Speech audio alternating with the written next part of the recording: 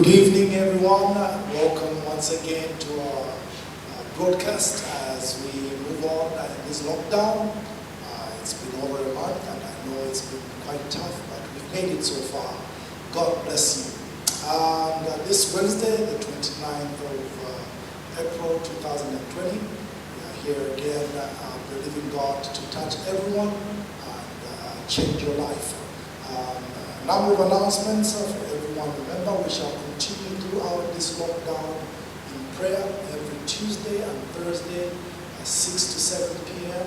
Remember, the prayer goes like this. You pray for 30 minutes together. You call in through the Zoom app. You join up with all of us. We pray together 30 minutes, and then after that you go on and do it by yourself with your family. We're trying just to encourage everybody to pray and be consistent with God. So much appreciate in this place Brother Destiny Lawrence for his time and dedication to make sure that these videos are broadcasted on YouTube and to be able to help people throughout this period. And please take time for that. Remember to keep the restrictions that the government has put before us. Make sure you're wearing, also the new one is wear your mask if you're going outside so that you avoid spreading this deadly disease.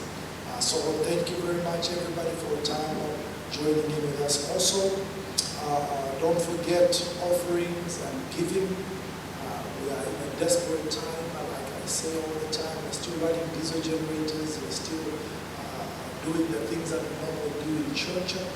Please, we need you to focus also on giving. I know it's a difficult time. Please make time for that. Let's go to the Word of God this evening and believe God to change us and get us to different levels of our lives. Acts chapter 12, verses 5 to 19 is what I'm going to read. It's a story of Peter in prison, and an angel comes to deliver him. Let's read this so that you can follow the scriptures here. It says, Peter was therefore kept in prison, and constant prayer was offered to God for him by the church. And when Herod was about to bring him out, the night Peter was sleeping, bound with 2 chains between 2 soldiers, and the guards before the door were keeping the prison. Now behold, an angel of the Lord stood by him, and a light shone in the prison, and he struck Peter on the side and raised him up, saying, Arise quickly. And the chains fell off his hands. Then the angel said to him, Gird yourself and tie on your sandals. And so he did, and he said to him, Put on your garment and follow me. So he went out and followed him, and did not know that what was done by the angel was real, but thought he was seeing a vision. When they were past the first and the second guard posts, they came to the iron gate that leads to the city, which opened to them for its own accord. And they went out and went down one street, and immediately the angel departed from him. And when Peter had come to himself, he said, Now I know for certain that the Lord has sent his angel and has delivered me from the hand of Herod and from all the expectation of the Jewish people. So when he had considered this, he came to the house of Mary, the mother of John, whose surname was Mark, where there were many gathered together praying. And as Peter knocked on the door of the gate, a girl named Rhoda came to answer. When she recognized Peter's voice because of her gladness, she did not open the gate, but ran in and announced that Peter stood before the gate. But they said to her, You are beside yourself. Yet she kept insisting that it was so. So they said, It is his angel. Now Peter continued knocking, and when they had opened the door and saw him, they were astonished. But monitoring to them with his hand to keep silent, he declared to them how the Lord had brought him out of prison. And he said, Go tell these things to James and to the brethren. And he departed and went to another place. Let's pray. Father, thank you for today. Thank you for your grace and your mercy, your love, your power. Thank you, God, for sustaining us throughout this lockdown period, God, miracles that you've done for all of us, God. As we continue in this period, bless Almighty Father. Bless this song. Bless, God, everybody listening to this. In Jesus' name I pray. Amen. Kung Fu Zhe, a Chinese philosopher, said these words. He says, everything has its beauty, but not everyone sees it. This statement is understood to mean that not everybody sees the positive intricacies happening around us or in you. Our text is one of those things that so much is happening in a short period of time. This is at a moment, this period of time, probably by Bible scholars, they say it's about 1 to 2 to 3 years before, after the crucifixion of Jesus. Remember, this is also a Passover. Jesus died on the Passover. It says it was also a Passover period where Peter has been incarcerated. And this so much is interesting because at this moment, the followers of Jesus are considered to be a nuisance and a hazard to society. And they are being assaulted and harassed. Acts 12 verses 1 to 4. Now about that time, Herod the king stretched out his hand to harass some from the church. Then he killed James, the brother of John, with a sword. And because he saw that it pleased the Jews, he proceeded further to seize Peter also. Now it was during the days of unleavened bread. So when he had arrested him, he put him in prison and delivered him to 4 squads of soldiers to keep him, intending to bring him before the people after Passover. And this is what it is. Herod the king takes action against this hostility against the Christians. Then he arrested James, the brother of John, and he kills him. This act pleases the Jews, and this in turn encourages Herod to scourge the believers even more. He proceeds further and arrests the bigger fish, who is Peter, and he incarcerates him. You can look at the intense security there, 4 squads of soldiers. Read in our text that Peter is in between soldiers, chained, and 2 soldiers still guarding him. Herod's intentions was to do to Peter almost exactly what he had done to James, what had happened to Jesus. Display rebellion as they assumed it to be. It was the Passover. It's very similar to when Jesus was crucified. But here we find that as we look into this, you have to look at this situation positively. You see, in life, it's important to see things, no matter how bad they are, to see them positively. To see things positively is to have hope. When you see things pessimistically, you will always lose hope. But no matter where you are, you have to see things positively. That's what this scripture is all about. That's what this story depicts to the believers. Remember, Peter has been arrested now. He's in prison. He's under intense squadrons of security. He cannot just escape that easily. Peter, you can imagine what was going on in his mind at this point. James, one of the apostles, had just been killed by Herod. Peter has been arrested. He can look at it, even when the angel we read already, when he was escaping, he had to go through 2 guard posts. He is deep inside the prison. 2 guards on a guard on each side. And Peter, we find him now just in a predicament that anybody would sit down and say it is over, he is going the way of James. If they killed James, and he knows the intentions of Herod are the same also on him, he is going to get killed. You see, sometimes in life, you have to learn to look at things positively. Peter could feel the fate of James is also on him. James was murdered. He's going to be killed. Peter himself knows this is it.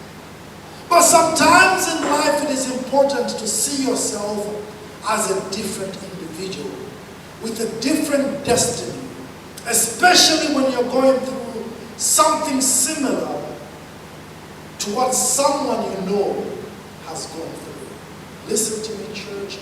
This is something that is profound. The way you will see yourself.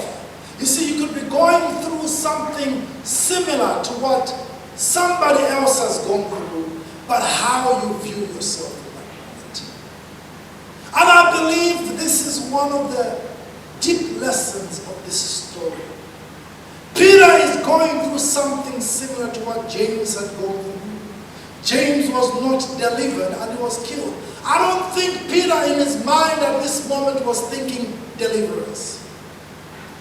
Probably Peter was even saying his goodbyes. Probably Peter had even written letters to his people and said, listen, you'll no longer see me again. He had given probably past words to the believers who came to visit him and said, listen, it's over for me. James was killed and I'm going to die also. Even if an escape was possible, Peter could look at himself as chained. Herod had appointed special guards to guard Peter. More guards were outside the door. Even if we could phantom an escape, no matter what you're going, or how difficult, or how dark the day is, you should always build your hope that God has a different, unique purpose for every person. Many of us let situations and circumstances of our lives blind us from the qualities and the purposes of God in us. Most people have succumbed completely to fate because they've seen it happen to other people. Peter is seated there and he has succumbed to the fate that happened to James. Because it says even when the angel was getting him out, Peter thought it was a vision. He didn't see it as a reality. That goes to tell you where his mind was. His mind wasn't thinking an escape. I've seen this with many people who would come and sometimes discuss with me or come for counseling in my office.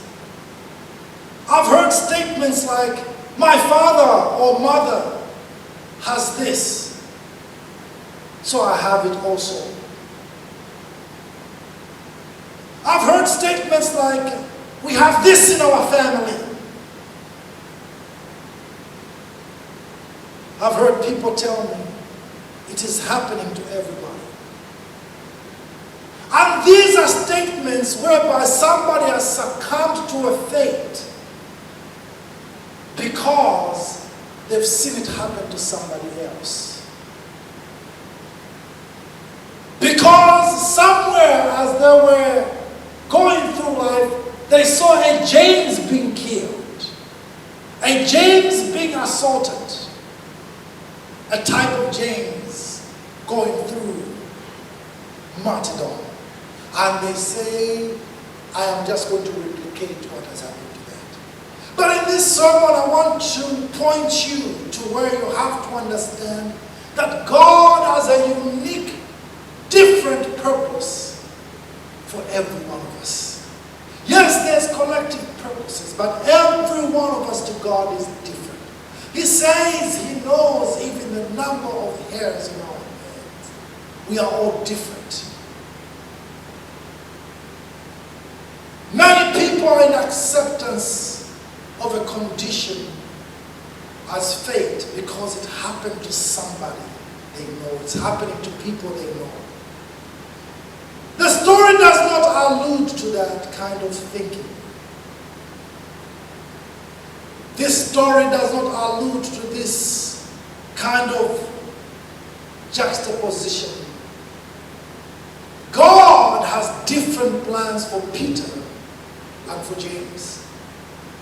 James was arrested and martyred for the Lord. It served a certain purpose. Probably is to awaken the church that there is a salt. It had a different, but for Peter there's a different agenda of God on Peter. When I look at this story, I realize that God has a unique path for every one of us. Peter's was different from James. Romans 5 verses 5 says, now hope does not disappoint. You see, in every situation where you are, right now I'm talking to you, you could be in a difficult situation. You could be in a situation where things are not looking up. We're in lockdown at this moment. You could be going through hard moments. You don't know what tomorrow will bring, but let me tell you, you are different. Don't succumb to what's happening to everybody. Just know God has a unique purpose for you. Our story tells us that God sent an angel for Peter. Most likely sent an angel for James also, who carried him to heaven. But Peter's angel comes to deliver Peter out of an intense, tight security moment. When my wife and I moved to Nigeria to pioneer a Christian fellowship church in Lagos, after looking at various places in Lagos, we settled for Festac Town. When we came to Festac, there were churches everywhere. I'm talking hundreds of churches everywhere. And I remember going up looking for a church building. And I remember this real estate agent asking me to say, why do you want a church? I said, listen, we're here to pioneer a church, but he says, excuse me, sir. He said, he was polite about it, but he said, what have you come to do here? I mean, aren't there enough churches in Nigeria? Don't you see church after church after church? And that still is the case in Nigeria. There are churches everywhere. In a small little street, you find 5 churches, 2 churches, 20 churches. But you see, I came to an understanding that time that though what he was saying was true, there are churches everywhere. God had a different purpose for us. Here we are down the road, God built his church. You see, what I'm trying to point out to everybody is simply this: God's unique purpose for every one of us. If that day I took it to say, hey, there are churches everywhere.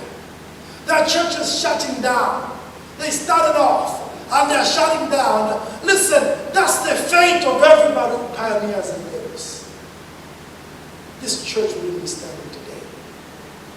But my wife and I said, let's go for it. And here we are today. 5 baby churches launched out. More churches going out. And only God knows what this will become down the road. But you see, the point is also this: in your life it's the same. Do not affixate your destiny on what has happened to somebody else. Don't look at James and say, James died, I'm going to die. Because God had a different purpose for Peter. We find Peter now, an angel comes and they bust him out of prison. Peter is so deluded that he thinks it's a vision, he thinks he's dreaming. Shackles are breaking. He's getting up, judging, the guards are sleeping. He's walking past, gates are opening at their own accord. Angel power, heaven has come down for Peter because Peter has a different purpose. I want to encourage everybody listening to me today. You have a unique purpose for God. Don't go about judging your life based on what other people have. I've seen people who take on diseases, who take on mindsets. Because why? Oh, my mother, my father has gone through this, which means I'll go through it. There are people who are living in constant fear because they assume that what happened to James will happen to them. No. Peter had his own destiny. Peter had his own path. Unique design by God. Just like you. Right now you could be going through the darkest hour. That probably one of your family members went through the same. And the result wasn't so good. But I tell you, your own will be different when you understand God's unique purpose for you. Peter, this is so surreal for Peter. It's like a dream. He's going through these things, and you know what? God has these moments with people where He does things for you that are uniquely just for you. Everybody else will look at it to say, how did that come to be? And even yourself, you say, it looks like it's a dream. It's like I was dreaming when this happened. Several years ago, my wife, Mary, went to an ATM machine by a bank right here in Western Town. She got there, it was in the morning. She just came from dropping the kids at school, and she goes to an ATM to pick up some money. She picks up the money, gets into the car, and as she drives off, she gets home.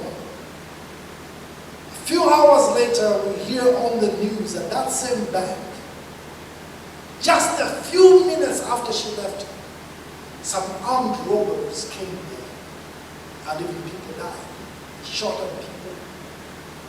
About 20 armed robbers came to that bank and robbed it.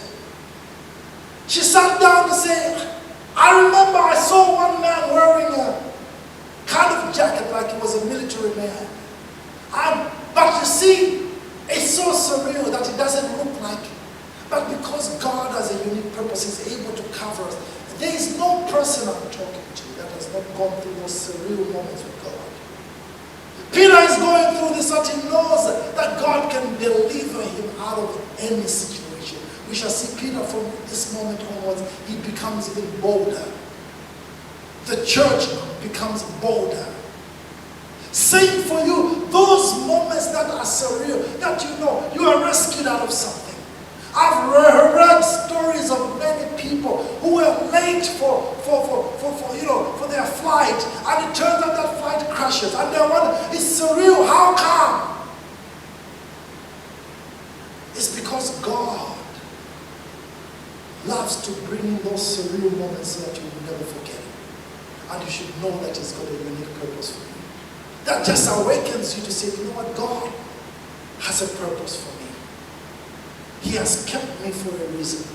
I could have been James, but no, He rescued me.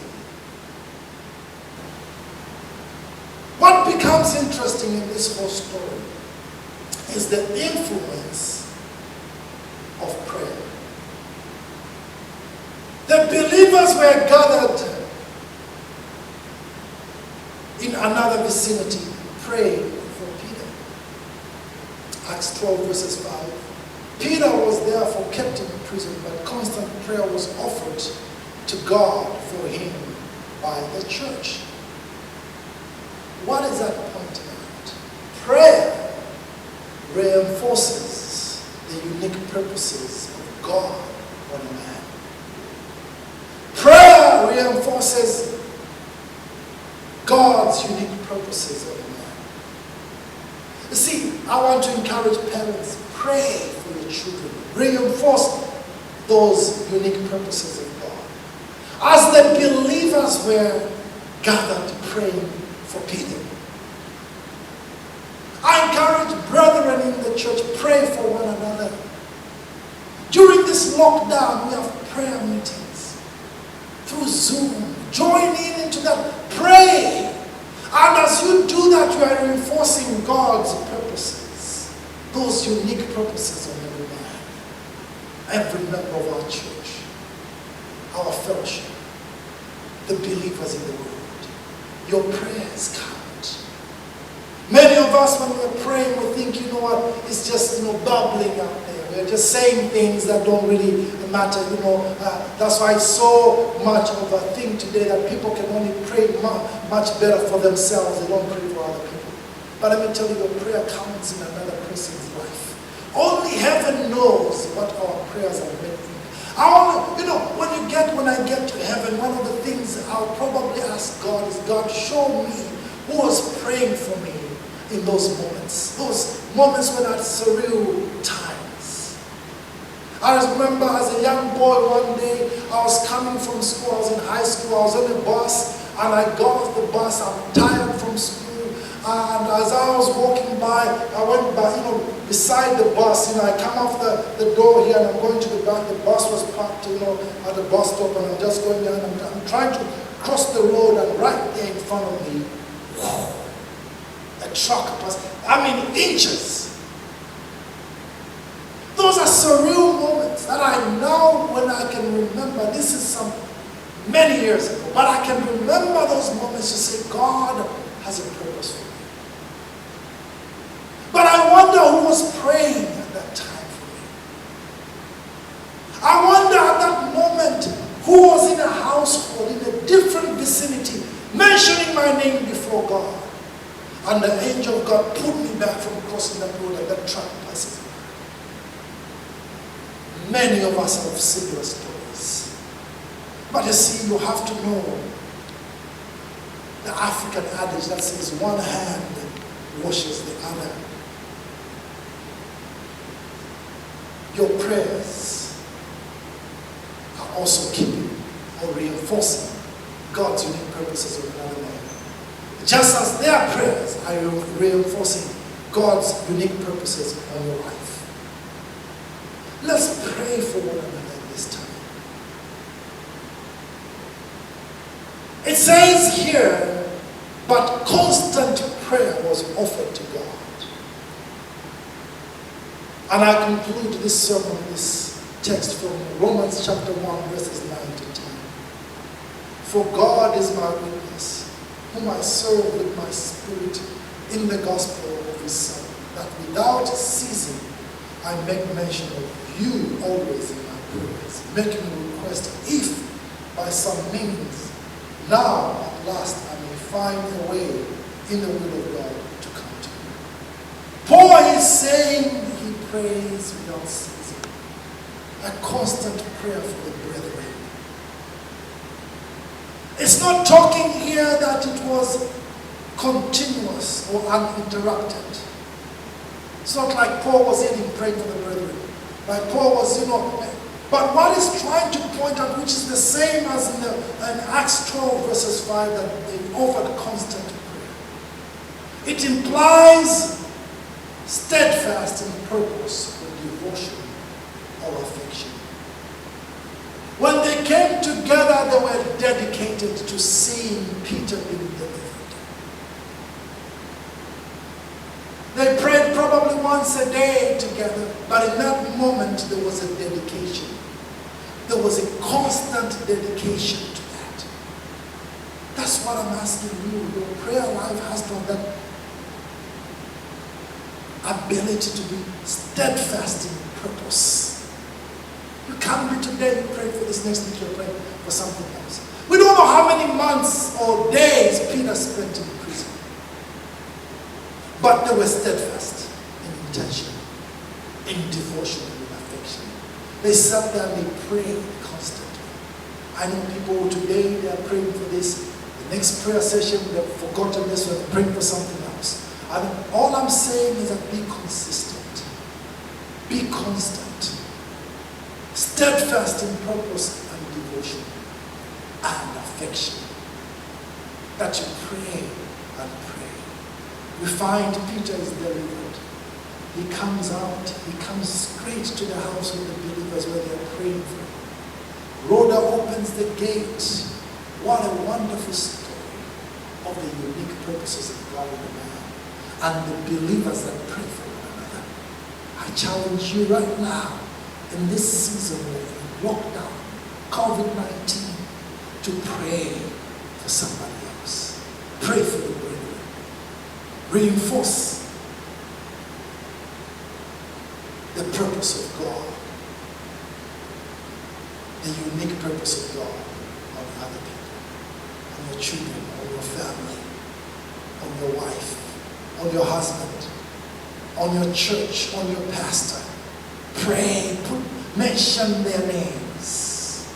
Just like they were mentioned constantly, but constant prayer was offered to God for him by the church. Constant, steadfast, in purpose and devotion, all affection. Constantly pray. Pray for this church. Pray for the purpose of God. As also, when you do that, somebody somewhere will be praying for you also to reinforce the purposes of God into your life. Let's have every head bowed, every eye closed this evening. Thank you for joining us. But I want to tell you that the purposes of God only come to a man or a woman when you're born again. If you're not saved, you're not born again, you're an enemy of God. God looks at you as an enemy. You've not accepted Jesus Christ in your life, you're an enemy of God. But once you do that, God, once you become born again, God makes you his friend. And this is the time that you have to listen to me. You're not saved, you're not born again. Right now, I want you to pray this prayer with me. And if you pray this prayer with me, your life will be transformed. You'll be born again. You'll be changed. And you'll be afraid of God. And with that, his unique purposes for your life will begin to manifest them and love. You go through surreal moments. Some of us right now, God has already taken you through surreal moments. You wonder why it's for such a time as this. I want you, as your head is bowed, your eyes are closed, I want you to repeat this prayer after me. I want you to say, Lord Jesus, I come to you. I am a sinner. I have wronged you. I have offended you. I have wronged people. I have offended people. Lord, right now, I repent against every sin that I've committed against you and I've committed against people. Forgive me. Let everything I've done pass away. God, cast it as far as the north is from the south, the west is from the east. Do not remember my sins once again. My Lord, change me. Become my Lord and my Savior. Guide me. Fill me with your purpose. So that I will be your friend forever and ever. In Jesus' name I pray. Amen. If you prayed that prayer, you are saved and you're born again. But this is also a chance now. Begin to pray where you are also for the unique purposes of God to be manifested. Do not judge your life by what has happened to somebody else. Judge your life by the unique purposes that God has for you. I want to thank everybody as you continue to pray. We're ending this broadcast right now, but I want to thank you for joining us. You can continue praying in your house right now. Continue to do so.